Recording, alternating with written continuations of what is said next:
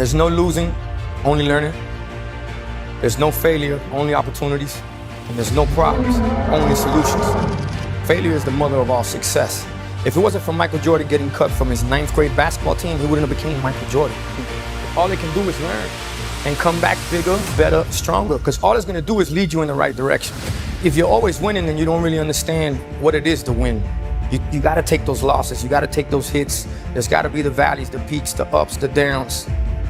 In order for you to, when it does happen, you go, wow, this is what it's all about. I'm clear on what this path is supposed to look like.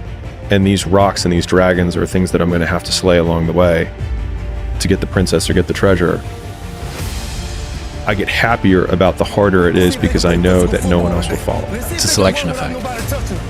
And I think if you can shift from this is hard to no one else will be able to do this, then it flips from being this thing that you're like, oh, poor me, to oh, poor everyone else who's gonna have to fucking try. And I think that is so much more motivating as a frame for the exact same circumstance. If you're in a fight, you have to attack. You have to keep attacking.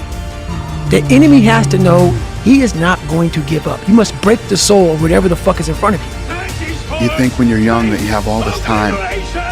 You have no time. There's no time. I mean, one of the quotes on the wall in the gym in there is no tomorrow from Rocky 3. You know, there is no tomorrow. Let's get all this done today. The next year is going to go by whether you're doing something about your life or not. Just sitting around dreaming someday, someday I'm going to get a different job. Someday I'm going to change this. Well, someday ain't a day of the week.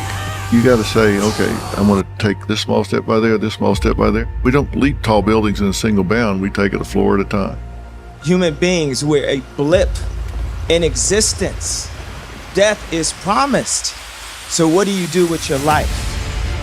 How do you make the most of it?